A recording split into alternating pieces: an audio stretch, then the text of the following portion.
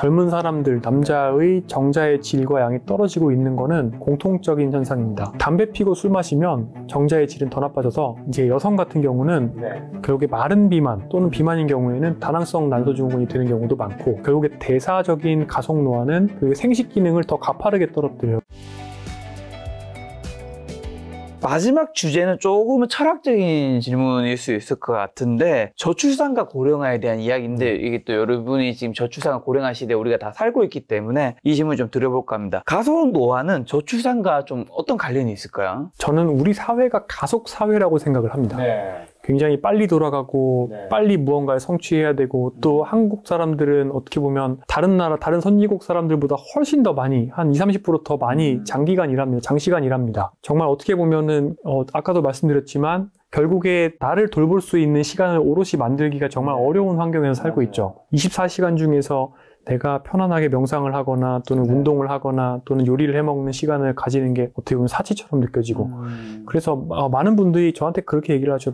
제가 건강관리를 열심히 한다고 하면 너는 시간도 많고 뭐 또 대학병원 교수니까 가능한 거 아니냐 이렇게 하면서 빈정거리시는 분들도 있어요. 근데 저는 정말 동의합니다. 왜냐하면 제가 박사과정 학생일 때거나 또는 왕복 5시간 출퇴근할 때는 정말 그렇게 못했기도 하고, 그 결과로 사실은 악순환을 경험했고, 그런 것들을 또 그때 또 저는 육아도 제대로 못하고 막 그랬었거든요. 그래서 이런 가속노화 사회는 근데 사실은 또 한편으로는 이 젊은 사람들의 가속노화뿐만 아니라 저출산을 악화시키기도 한다고 생각을 합니다. 그러니까 이게 어떤 의미냐면, 자기를 충분히 돌볼 시간도 없는데 가정을 형성해서 오롯이 육아를 한다. 지금 현재 부부 중에 이제 50% 이상이 맞벌이입니다. 맞벌이인데 자기를 돌볼 시간도 없어요. 둘 다. 애를 낳으면 누군가, 결국에 애는 태어나면은 아이는 신생아는 결국에 어떻게 보면 24시간 간병이 필요한 개체죠. 24시간 누가 봐줘야 됩니다.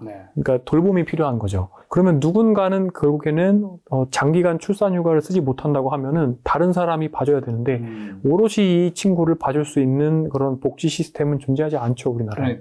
결국에 이런 측면에서 우리나라가 어떻게 보면 일과 가정 또는 사실은 일과 나의 자기 돌봄이 양립이 안 되는 기본적인 사회 세팅이기 때문에 가정을 형성해서 정상가족, 아이를 가지고 이룬다, 이렇게 어불성설인 사회가 되어 있는 겁니다.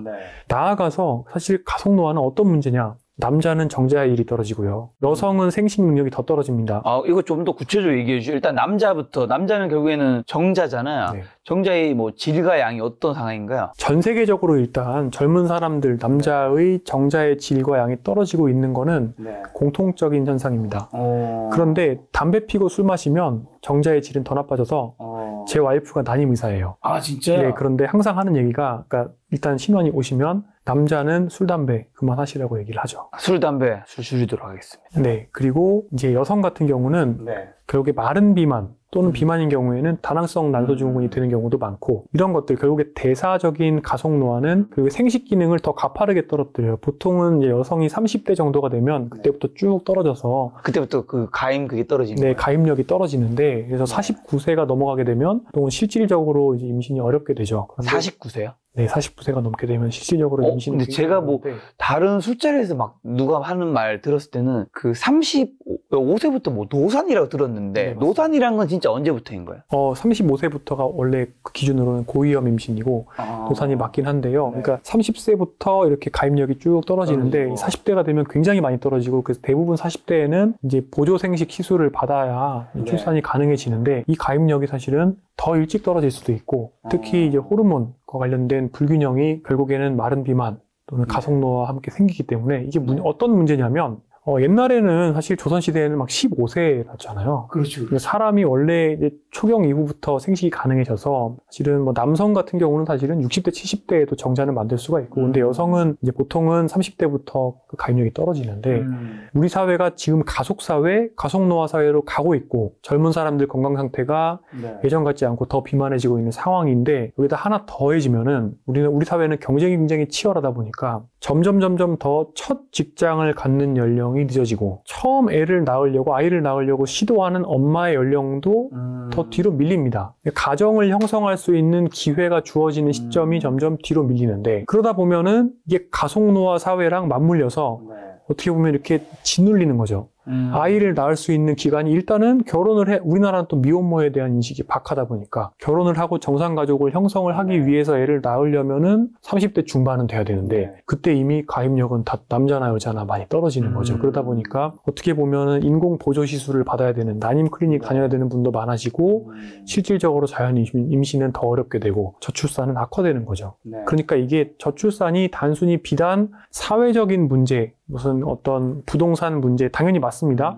그리고 또 어떤 직장의 안정성이라든지 금전적인 문제 다 맞는데 나아가서 생물학적인 노화, 가속 노화를 만들어내는 사회 시스템 그리고 이 생물학적인 노화와 또 사회 시스템에 의해서 자리를 못 잡는 현상 이런 것들이 결합돼서 더 빠르게 악화되고 있다 이렇게 볼 수가 있습니다. 실제 지금 이미지 뜨는 것처럼 여성 초혼 연령이 1998년 26.1세인데 2023년에 31.3세, 네. 거의 한 5세가 는 거고 첫째 출산 엄마의 평균 연령은 26세에서 33세 그리고 신입사원 평균 연령도 25세에서 30.9세. 근데 제가 궁금한 거 한 가지가 첫 출산 그 모의 이제 연령이 있잖아요. 그게 예를 들어 40이라도 내가 30 초반에 내가 애를 낳았으면 40이 돼도 애를 놓을 수 있는 확률이 굉장히 높아지는데 40대까지 애를 안 놓으신 분은 오히려 40에 첫째를 놓기 더 힘들다고 하는데 그게 맞나요?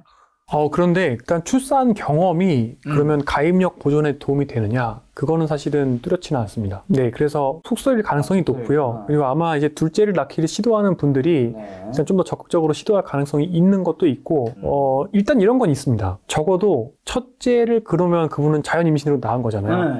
일단은 자연 임신이 한 번이라도 성공했던 분은 적어도 어느 정도는 호르몬이나 자궁의 구조나 이런 것들이 정상일 가능성이 높기 때문에 한 번도 시도해보지 않은 사람보다는 일단은 건강 상태가 어느 정도는 깔고 가기 때문에 그런 면 때문에 이제 한 번 그래도 정상적으로 낳아본 분은 두 번째는 조금 더 같은 연령이라도 성공 가능성이 높다는 거는 가능성이 있고요. 근데 첫 출산 자체가 가입력을 보존하는 데 도움이 되느냐 그건 그렇지는 않을 거라고 생각합니다. 방금 이제 여성 초혼 연령이 31.3세고 첫째 출산 엄마의 평균 연령이 33세가 뜻하는 게 첫째 아이 낳는 시점이 미뤄지는 게 생물학적으로 더 낮은 출산율을 만들고 첫째 출산 엄마의 높은 평균 연령은 낮은 또 학계 출산율과 연관된다고 교수님께서 또 어느 칼럼에 쓰셨더라고요. 네, 맞습니다.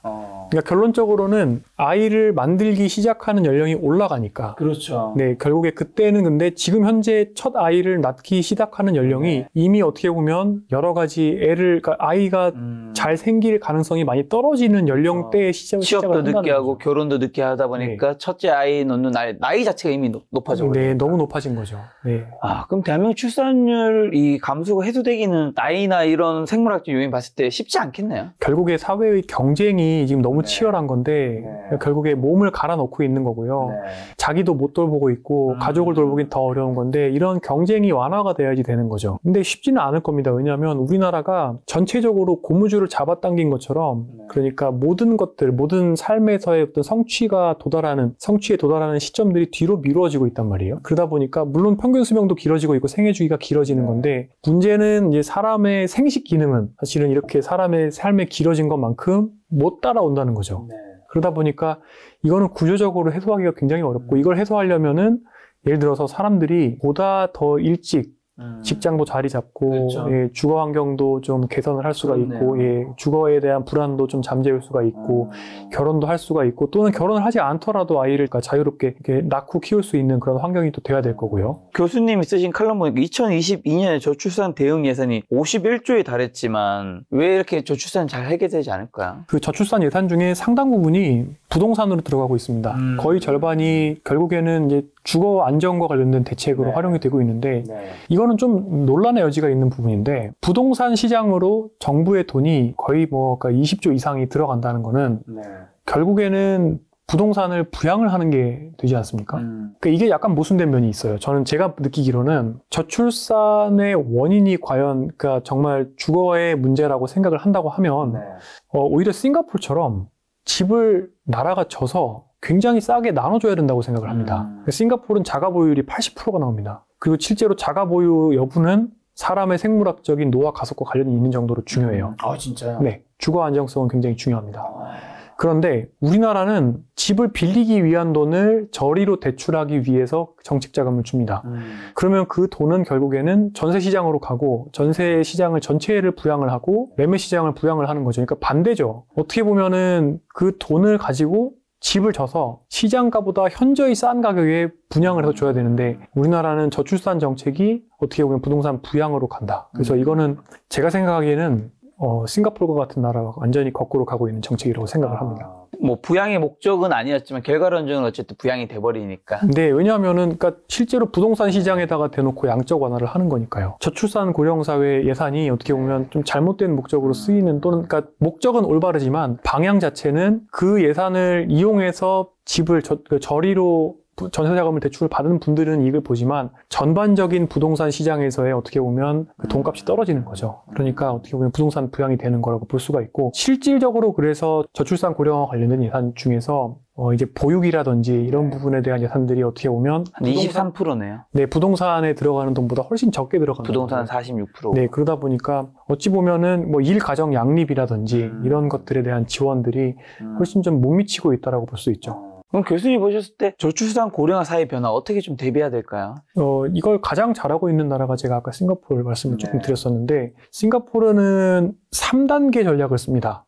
첫 번째가 젊은 사람들이 느리게 나이 들게 만드는 거죠.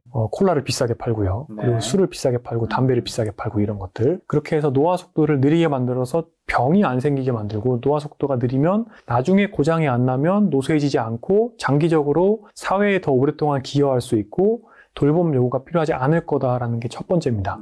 두 번째는 만성질환이 생긴 분들이 노쇠하지 않게 철저히 만성질환 관리를 잘 하고요.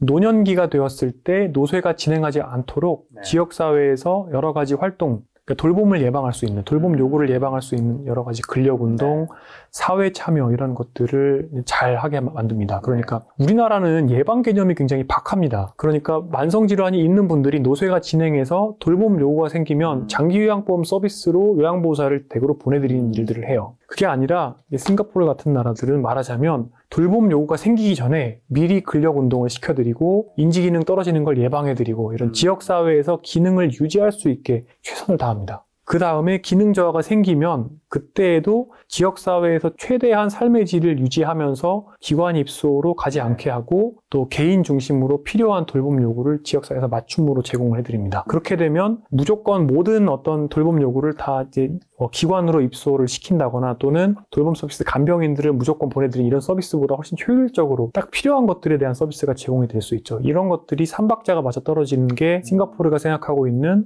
결론적으로 말씀드리면 한 사회가 전체적으로 느리게 나이 들 수 있게 만드는 어떤 목표 또는 어떤 전략이라고 보시면 되겠고, 그와 관련해서 이제 우리나라는 어떻게 보면 좀 아쉬운 점이 굉장히 많죠. 젊은 분들은 가속사회로 가속노화 노출되고 있고, 우리나라 또 이제 만성질환에 대해서는 질병 중심으로 상급종합병원 쏠림이 심해지고 있고, 분절적인 의료 진행되고 있고, 돌봄 예방이란 그 개념 자체가 존재하지 않고 있죠. 이런 것들이 어떻게 보면 우리나라가 선진국들을 보고 좀 따라할 면이 많이 있습니다. 또 교수님 모시고 오늘도 굉장히 긴 두 번째 시즌2 방송을 찍었는데요. 전에 방송 나왔을 때도 뭔가 철학적인 얘기랑 교수님이 돈에 관한 생각을 많은 분들이 되게 좋아하시더라고요. 100세 시대 돈이 필요한 이유랑 돈에 관한 왜곡된 생각은 뭐라고 생각하시나요? 제가 요즘 많이 말씀드리는 거는 첫 번째로 부자에 대한 관념을 이제 바꿔야 된다는 겁니다. 제가 이전에도 잠깐 말씀을 드렸고 그때도 이렇게 돈을 어떻게 보면 부자 시스템을 만들어야 된다고 말씀을 드렸습니다. 요즘에 이제 간병비가 너무 빨리 오르고 있기 때문에 이제 개념이 조금 더 달라져야 될 것 같아요. 그러니까 저는 요새 어떻게 말씀을 드리냐면 결론적으로 24시간 간병이 필요하지 않는 노년을 내가 설계를 하면 한 달에 600만 원을 지금 현재 물가 기준으로 아낄 수가 있고 그거를 예금 금리로 계산해 보면 18억 7,500이 나옵니다. 그러니까 첫 번째로 제일 중요한 거는 내가 1, 20억을 가지고 65세가 되는 것보다 내 몸과 마음에 느리게 나이 드는 시스템을 만들어서 내가 장기적으로 계속해서 어떻게 보면 80대 후반에도 잘 걸어 다닐 수 있는 건강 상태를 가지게 되면 사실은 24시간 간병이 필요하지 않을 수가 있고 그러면 그게 20억 버는 일이다 라고 말씀을 드리죠. 두 번째는 있을 때 잘하자입니다. 젊어서 건강관리 그리고 자산관리 잘하자. 그러니까 무슨 얘기냐면 2022년에 나왔던 통계 자료를 기준으로 봤을 때 이제 그 국민이전 개정이라는 게 있습니다. 이 국민이전 개정에서 한국 사람들은 27세부터 61세까지 흑자 인생을 삽니다. 이 흑자 인생을 사는 기간 동안 우리가 돈을 벌죠. 그 돈을 번 거를 슬기롭게 잘 이제 저축을 하자라는 거죠. 그리고 그거를 낭비해버리지 말자라는 겁니다. 네. 그런데 여기서 우리가 좀 아날로지, 그러니까 비유를 얻어야 되는 게, 제가 아까 전에 젊어서는 대사 과잉이 많지 않아야 된다고 그랬잖아요. 이거를 이제 노화과학 가설이라고 그래요. 노화과학 가설이라는 게 결국에 나의 노화 시계를 통장처럼 내가 쌓아간다는 거예요. 20대, 30대, 40대, 50대 제가 그때 가속노화 생활 습관을 유지를 하면 고장이 많이 난다. 60대가 됐을 때 말씀드렸잖아요. 그래서 내가 노화의 통장을 관리할 수 있을 때 노화의 통장 잔고를 천천히 쌓자라는 겁니다. 그렇게 되면 1번이 됩니다. 그러니까 노화가 천천히 되면 결국에는 간병비와 의료비를 아낄 수 있는, 그래서 20억을 벌 수 있는 시스템이 만들어집니다. 그 다음이 말씀을 드리는 게 결국에 치매를 예방하고 동시에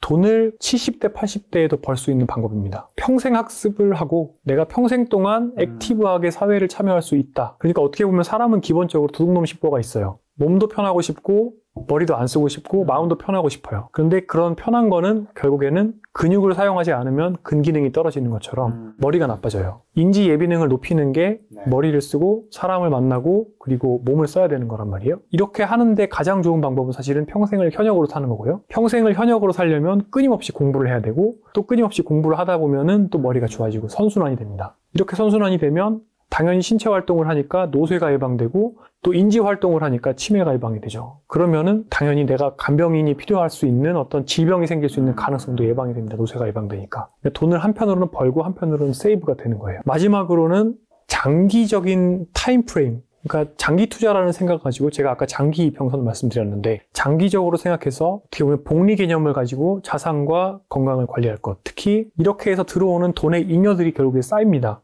이런 것들을 장기 투자 관점에서 가지고 가면 그 복리 효과 때문에 결국에는 내가 정말 65세 때 단 한 푼도 없이 은퇴를 해도 지금은 저는 괜찮다고 생각을 합니다. 왜냐하면 결국에 내 몸이 건강하고 내가 계속 공부를 할 수 있는 능력이 있고 사회에 참여할 수 있는 능력이 있으면 끊임없이 잉여를 만들어낼 수 있어요. 그러니까 진짜 인생 이모작이라는 게 뭐 그 옛날엔 27년 정도를 더 살 수 있다 그게 아니라 진짜 그때 내가 은퇴를 했을 때 준비가 안 되었다 하더라도 공부를 하고 사회 참여를 하게 되면 그때부터 다시 100세까지 30년을 더 살면서 돈을 모으면 그게 나중에 또 10억, 20억이 될 수 있는 거예요. 그러니까 어떻게 보면 이 부자가 되는 건강과 자산 관리의 장기적인 프레임을 가진 시스템을 만들면 자연스럽게 건강 부자가 되고 건강 부자는 실질적으로는 자산의 부자가 또 되는 건데 그거는 지금 내가 65세가 됐는데 돈이 없다 그래서 두려워할 필요가 없는 100세 시대의 부자 시스템이라고 이해를 하시면 됩니다. 그러니까 멀리 보면은 불안할 게 하나도 없고요. 이렇게 불안하지 않은 마음가짐을 가지게 되면 은퇴 무렵에 귀가 얇아져서 실수할 가능성이 떨어집니다. 사기꾼들이 너무 많거든요. 그래서 뭐 프랜차이즈 창업 잘못하시거나 어떤 잘못된 상품에 돈 넣거나 해서 날려버리는 분들 보면 대부분 조급해서 그런데 조급한 마음을 버리시고 내가 100세까지 잘 살 수 있다. 지금 이 방송 보시는 분들은 대부분 사실은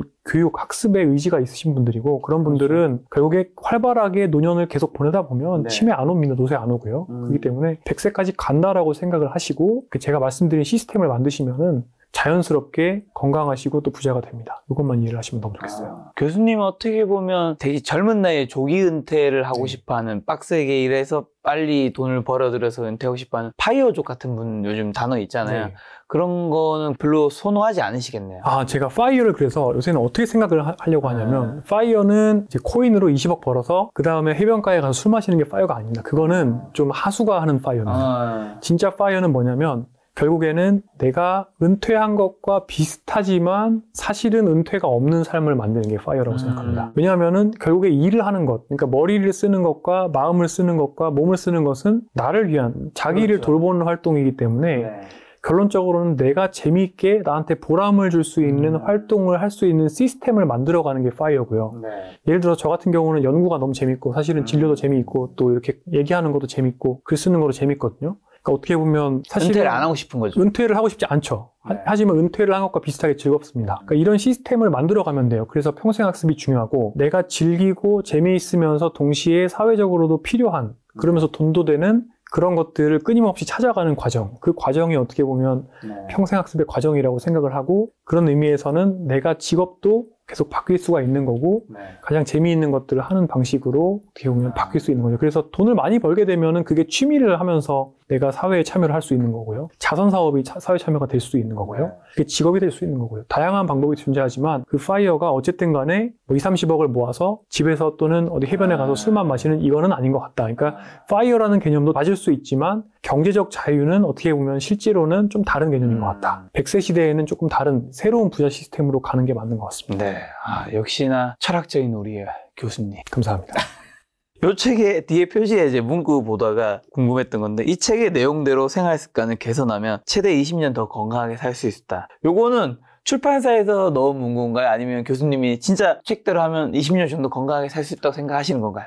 노화를 느리게 만드는 생활 습관들, 기본적인 것들, 먹기, 운동하기, 담배, 술, 담배 좀 절제하기, 이런 것들, 기본적인 것들만 해도 사실은 20대부터 이런 것들을 잘 관리하면 사실 100세를 우리가 사는데 한 그 중에 20년 정도의 차이를 낼 수가 있어요. 그러니까 한마디로 맨날 과음하고 담배 하루에 한 갑씩 피고 가공식품 위주로 먹고 운동을 안 하는 사람에 비해서 이 건강한 습관을 다 유지하면은 실제 논문에서 20년 정도를 더 사는 걸로 시뮬레이션이 됩니다. 자, 교수님께서 이제 오늘 긴 시간 좋은 얘기 많이 해주셨는데, 아까 전에 해주셨던 말씀에서 젊을 때 고기를 굉장히 많이 먹게 되면 늙어서 못 먹게 되는 거고, 젊을 때 술을 굉장히 많이 마시면 늙어서 잘 못 마시는 거고, 맞습니다. 젊을 때 그런 걸 안 먹고 좀 안 마시게 되면 늙어서 많이 할 수 있다는 거는 결국 이게 내 젊음과 노년이 다 연결되어 있다라는 거잖아요. 네. 지금의 이제 20, 30, 40 교수님도 이제 40대 정도이시니까 50, 60보다는 이제 교수님 밑에 세대라고 할 수 있는 20, 30, 40 세대는 사실 건강하다 보니까 건강을 좀 소홀히 하고, 지금 이렇게 내가 열심히 살아서 빨리 내 집 마련하고 뭐라도 해야 되는데 내가 언제 건강 신경 써? 나는 지금 잠도 줄이고 운동한 시간도 줄여서 빨리 투자도 하고 내 일도 열심히 하고 사업도 하고 해서 돈을 벌어야 돼 생각하는 분들 많단 말이죠. 그런 분들한테 뭔가 꼭 하고 싶은 말씀이 있다면요. 사실은 건강 자산도 자산입니다. 그래서 제가 이전 비디오에서 과락에 대해서 말씀을 드렸습니다. 과락 현상이라고 해서 여기에 어떤 한 가지 기능이 현저하게 떨어지게 되면 다른 기능들을 끌고 내려갑니다. 그러니까 신체 기능이 너무너무 떨어지게 되면 결국에는 밖에 못 나가기 때문에 사람을 못 만나고, 그러니까 우울감이 악화되고 인지 기능이 떨어지고 이런 식으로 과락이 생기죠. 우리가 돈에 대해서는 항상 무한히 더 가지고 싶다는 생각을 합니다. 돈은 필요합니다. 돈도 필요하고, 하지만 돈이 너무 없게 되면 또 과락이 생기고, 돈 때문에 돈을 아끼려다 보면 역시 뭐 굉장히 안 좋은 음식을 먹어야 된다거나 어쩔 수 없이 또 운동을 못 한다거나 굉장히 안 좋은 환경에서 이제 삶을 경험해야 되는 경우가 되는데, 마찬가지로 건강도 과락을 만들 수가 있게 되겠고, 그러니까 이 건강은 사실은 20대, 30대는 눈에 보이지가 않습니다. 하지만 40, 50대가 되면 그때부터는 그동안 쌓인 게 통장 잔고가 되어서 나타나게 되고, 이게 마이너스 통장 잔고가 되어서 복리가 되어서 결국에는 나중에 그걸 내놓으라고 돌아오게 됩니다. 그렇기 때문에 결국에 건강 자산을 사실은 경제적 자산과 비슷하게 중요하다라고 생각을 하시고 조금 멀리 보는 관점으로 생각을 해보셨으면 좋겠고, 특히 굵고 짧게 사시겠다, 나는 즐기겠다, 건강관리가 스트레스다라고 생각하시는 분들이 너무 많은 것 같아요. 근데 이제 오히려 저는 스트레스가 될 만큼 건강 관리를 하시면은 오히려 그게 잘못된 거라고 생각을 하고, 사실은 어떤 중용을 따르면서, 그러니까 중심선이 장기 이평선이 건강한 방향을 향하면서 다양한 생활 습관을 영위를 하시면 사실은 그만큼 그 안에서 또 즐길 수 있는 건 즐기실 수가 있고, 그러다가도 사실은 조금씩 삶이 경박단소해지면서 전반적으로 노화 속도가 느려질 수가 있습니다. 그렇기 때문에 또 노화 속도가 느려지다 보면 사실은 삶의 질이 좋아지고 스트레스도 줄게 되고 여러 가지 선순환을 만드실 수가 있기 때문에, 결국에 노화라는 것 또는 건강이라는 게 내 삶을 어떻게 귀찮게 만드는 거 또는 내가 못 즐기게 만드는 어떤 그런 귀찮은 거라는 생각을 버리시고, 오히려 이런 것들이 장기적으로는 나한테 좀 도움이 되는 어떤 자산과 같은 거다, 자산 관리와 같은 거다라고 접근을 해보시면 너무 좋겠습니다. 네, 저는 올해 교수님과 이제 두 번째 촬영이잖아요. 제가 올해도 수많은 분들을 진짜 인터뷰했는데 가장 좋았던 단어 하나 딱 떠올리라고 하면 좀 과락이었던 것 같아요. 그때 말씀하신 이제 원 영상의 내용은 어쨌든 행복을 건드는 요소들이, 간이한 요소들이 뭐 이제 건강이라든가 관계라든가 돈이라든가 뭐 몇 가지 요소들이 있는데, 그 중에 하나라도 과락이 터지면, 우리가 이제 시험에서도 한 과목이 과락이 터지면 아예 떨어지는 시험처럼 아예 인생에서 되게 힘들어진다, 뭐 그런 코멘트였는데, 많은 시청자 여러분들도 이 영상 이제 연말에 보시니까 뭐 돈도 좋고 뭐 관계도 좋고 운동도 좋고 건강도 영양도 수면도 다 좋은데 그중에서 내 인생에 뭔가 과락은 없는지, 내 인생이 정말 중요한 요소들이잖아요. 하나하나. 맞습니다. 그래서 육각형 인간을 채우려고 하는 것보다는 과락을 주의하는 게 조금 더 맞는 것 같습니다. 그래서 여러분도 이 영상 보시면서 내 인생의 지금 가락은 무엇인지, 그리고 내년에는 그 가락을 무엇을 채울 것인지 한번 고민해보면 좋을 것 같다 생각이 들었습니다. 오늘 만난 손님은 정유영 교수님이었습니다. 지금까지 여러분 소중한 시간 함께 해주셔서 정말 감사합니다. 오늘도 김 작가였습니다. 고생 많으셨습니다. 네, 감사합니다.